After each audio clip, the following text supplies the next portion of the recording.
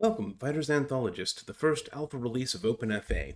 For those that don't know, OpenFA is a black box re-implementation of the Janes Fighters Anthology Engine, derived wholly from inspection of the game assets and observation of the game's behavior. Why the switch to numbered alpha releases? Because this is the first milestone release on our roadmap, Flight. OpenFA is an actual flight sim now and has flown, if slowly, out of testing and into alpha. Those of you who downloaded one of the prior releases will recognize what you're currently seeing, OpenFA's rather unhelpful opening screen. Since nobody knows exactly how IMNU or DLG files work yet, there's nothing to load by default, so instead we boot into this famous, instantly recognizable vista, Mount Everest. Or at least that's what you would be seeing if the terrain libs were loaded. We'll get back to that in a moment. For now, where we're going, we don't need DLGs or MNUs. OpenFA borrows from the long tradition of other 90s classics by including a console that lets us inspect and mod the game as it's running. Like Quake 3, it's accessed with Control plus tilde, like so. Tilde is the little squiggle at the top left, right under Escape. Now, it starts with Help, but if we delete that, we can run List. This shows all of the currently loaded objects and resources. The one that's interesting to us right now is Game. We can list on it as well. It shows us all sorts of important stuff like Load Mission. So let's load that up. Can tab complete in here, and let's load up Baltics 21. It's got an airport close by. Since we don't really support HUDs yet, the internal camera view is all sorts of messed up, so let's I think it's add camera.controller. Yeah, that's right. Set mode. External. So tab completion works on everything. So generally you only have to type the first few letters. Commands are remembered across runs, so if you hit the up key, you can find old commands that you've run before, even across sessions. Makes it pretty easy to keep stuff around. So here we are flying. Cool enough, but we can do other stuff in here. We can spawn, for example, let's try a B-52. There we go, up ahead of us. We can spawn lots of these if we want.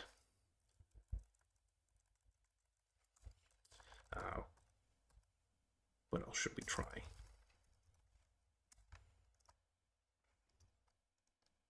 Oh, it's stalling badly at that speed. No good for it. Now we could hop out of the cockpit here with detach camera, select one of these entities that have a name here, and hop back in by reattaching the camera to that entity, taking control of it. We also have a shortcut for spawn in, where we can spawn into any plane we want. Let's try like the F-29, for example, here. It's fun to fly around in. So, interesting things you can do there. There are going to be more. It's still changing rapidly and adding new features rapidly. So, about the flight model. I thought that building one would take about a month. Doesn't seem that hard. In practice, it took about 2 months. That was 6 months ago. It's based on Allerton's Principles of Flight Simulation. I chose that because apparently that's what DCS uses. And it was great. It was super realistic, fun to fly, almost as good as DCS, actually. But it felt nothing at all like Fighters Anthology. Like nothing. So I deleted it, started over. And then I spent like 3 months of evenings between Fighters Anthology and Google Sheets trying to figure out how exactly Fighters Anthology works. With mixed success. I'd say I'm like 60% there. As you can see, it more or less works. You can fly around in it. There's still lots of bugs, details that aren't quite right, and occasionally it just wigs out and does something hilarious. But it actually feels much closer to Fighters Anthology at the moment, so I'm quite happy with it. The release is available to download at gitlab.com/Terrence_TOO/OpenFA, or via the new openfa.org website. I'll put links in the description. Go check it out if you have one of the Fighters Anthology games and want to play around with what you're seeing here. Next roadmap item is going to be terrain and making that more interactive.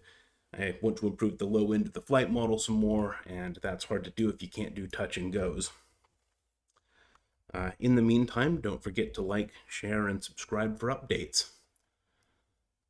So let's see if we can land this thing.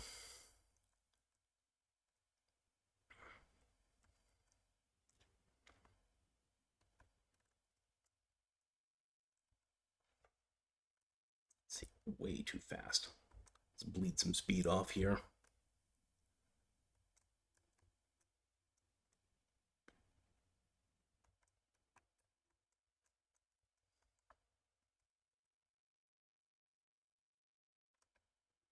Don't worry about the runway not hooking up right. That's so runways are shipped as two different parts, mapping them from the rectilinear coordinate system that Janes uses to geodesic globe coordinates. Doesn't always make things line up properly. I've got some ideas to fix that. We'll figure it out.